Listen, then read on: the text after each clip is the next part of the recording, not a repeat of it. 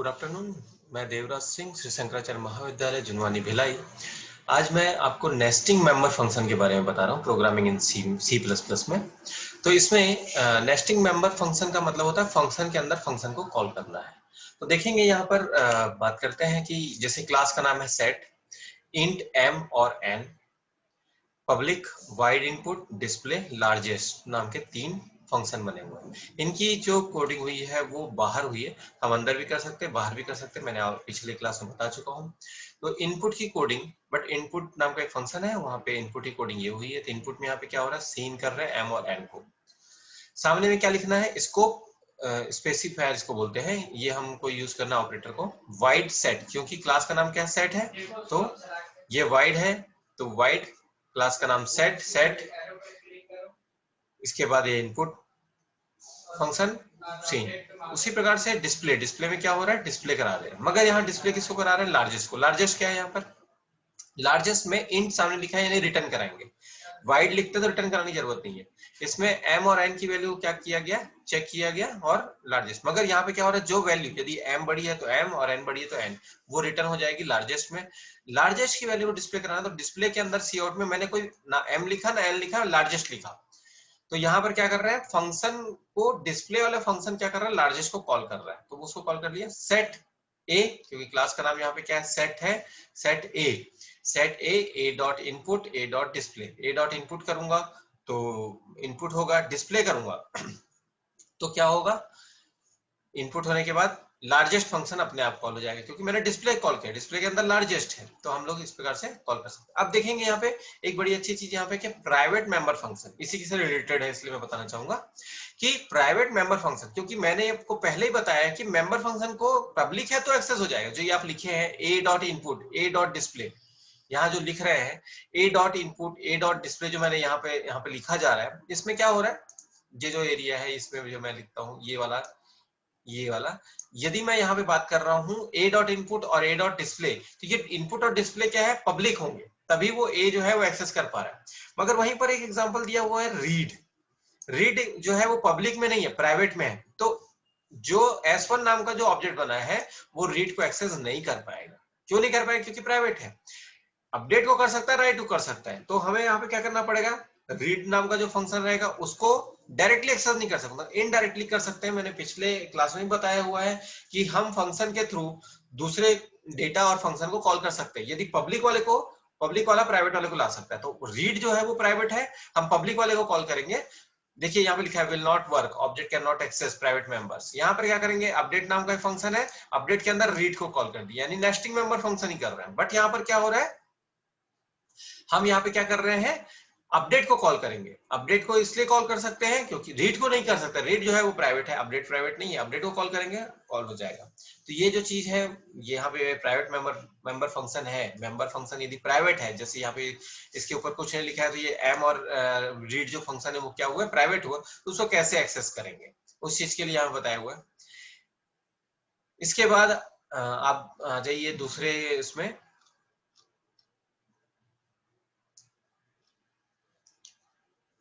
अब हम यहाँ पे देखते हैं कि यहाँ पे क्या एक चीज बताया, मेमोरी एलोकेशन फॉर ऑब्जेक्ट, ये बताया हुआ है। मेमोरी एलोकेशन में क्या होता है कि मेमोरी एलोकेशन फॉर ऑब्जेक्ट मतलब क्या हो रहा है कि हमारे पास मान लीजिए किसी क्लास के 3 ऑब्जेक्ट बने, ऑब्जेक्ट 1, ऑब्जेक्ट 2, ऑब्जेक्ट 3, और हमारे क्लास में क्या है, मेंबर फंक्शन 1 और 2 है। तो ऑटोमेटिकली ऑब्जेक्ट 1 के पास भी कॉपी चले जाएगी, ऑब्जेक्ट 2 के पास भी चले जाएगी, और ऑब्जेक्ट 3 के पास भी चले जाएगी। तो ये जो चीज है वो हम लोग इस प्रकार से करते हैं। अब हमारे पास आता है static data member. Static data member बड़ा इंपॉर्टेंट है। जैसे देखिए यहाँ पे इस एग्जांपल में स्टैटिक में कैसे बताया गया वो देखेंगे। इसमें 2 चीजें करके रखी गई है, एक इंट नंबर है और एक इंट काउंट है, बट इसमें डिफ्रेंशिएट कैसे किया गया, बड़े ध्यान से समझिएगा यहाँ पे कि यदि किसी वेरिएबल के सामने स्टैटिक लिख दी जाती तो वो वेरिएबल स्टैटिक है, जिसके सामने नहीं लिखी गई है वो स्टैटिक नहीं है। फायदा क्या है कि इस एग्जांपल में बड़ी अच्छी चीज ये बताई गई है कि कैसे हमको नॉन स्टैटिक डेटा को कैसे यूज कर, दोनों चीजें यहाँ पे दे दी गई है, तो आपको समझ में आएगा अच्छा ये नॉन स्टैटिक है तो ऐसा वर्क हुआ है, स्टैटिक है तो ऐसा वर्क हुआ है, तो इसके बारे में ये चीजें। तो यहाँ पर क्या होता है हमारे सामने white gate data, white gate data यदि है इसमें नंबर में वैल्यू डाल दिए, काउंट प्लस प्लस कर दिए, गेट काउंट किए, काउंट की वैल्यू को डिस्प्ले करा रहे हैं।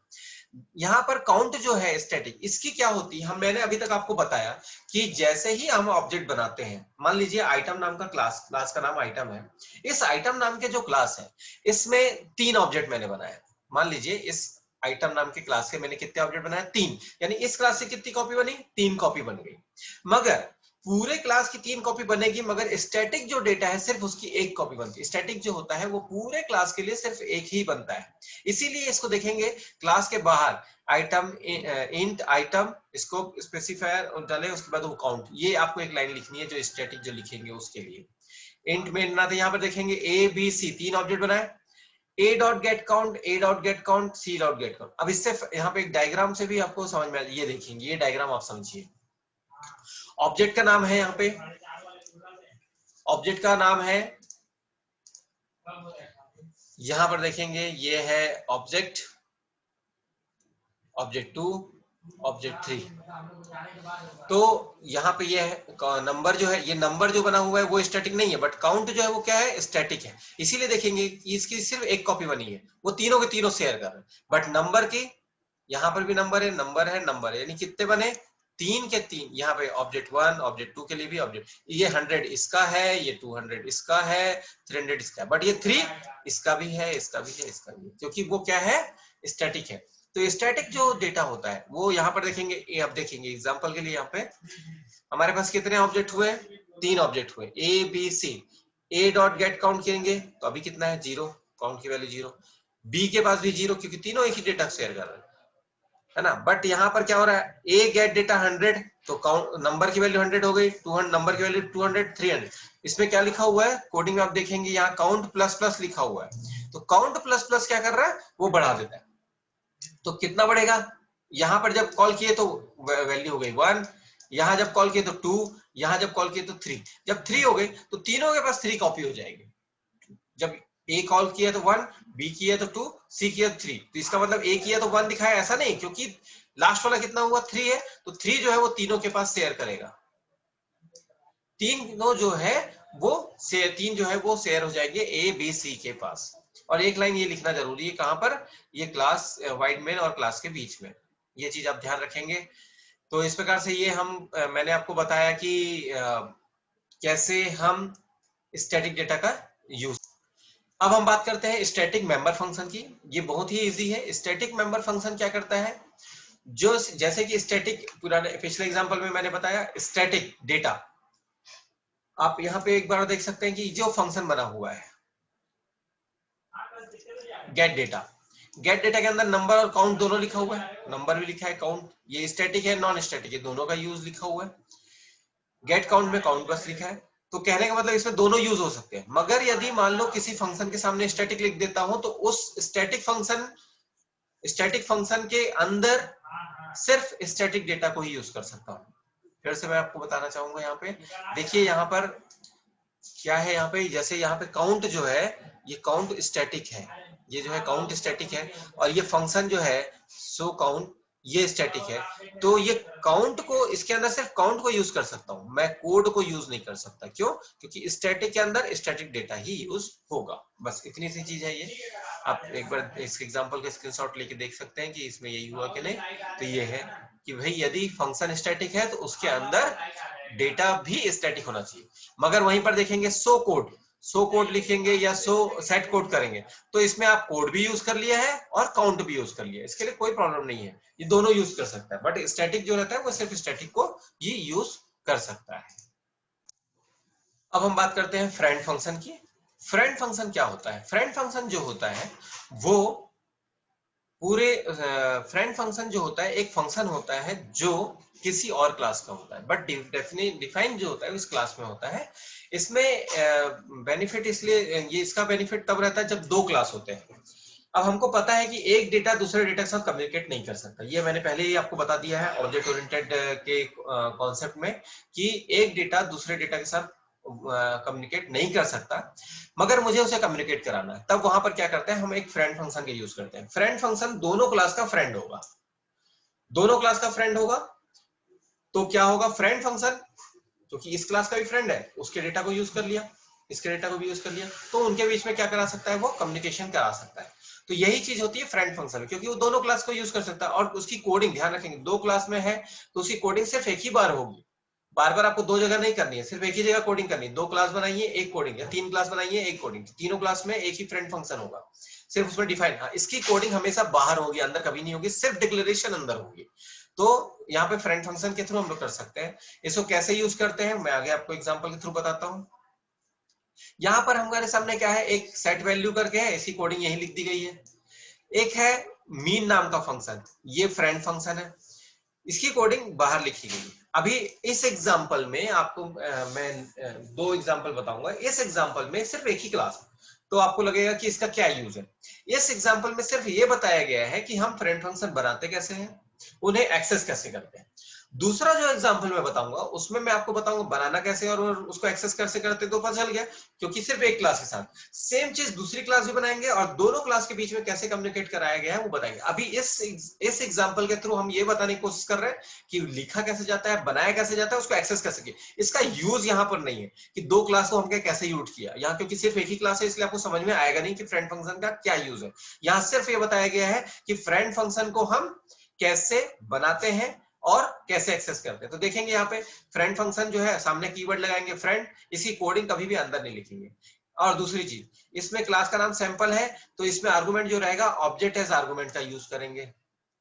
ठीक है, ऑब्जेक्ट एज आर्गुमेंट होता क्या चीज है, ऑब्जेक्ट एज आर्गुमेंट क्या होता है, एक बार में हम कभी वेरिएबल यदि मैं लिखता तो एक बार में सिर्फ एक ही चीज को मैं थ्रो कर सकता हूं, मगर ऑब्जेक्ट को यदि मैं लिखता हूं तो एक बार में पूरा का पूरा क्लास थ्रो हो सकता है।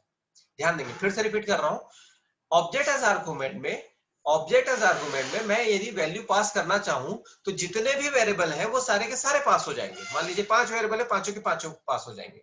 मगर ऑब्जेक्ट एज आर्गुमेंट में पूरे को, क्योंकि मैंने सिर्फ ऑब्जेक्ट को पास किया, मैंने पास किसको किया, सिर्फ एक चीज को, मगर उसके अंदर कितनी चीजें हैं, 5। यदि 5 वेरिएबल है तो 2 है तो 2, 1 है तो 1, 4 है तो 4, जो इतने भी रहेंगे।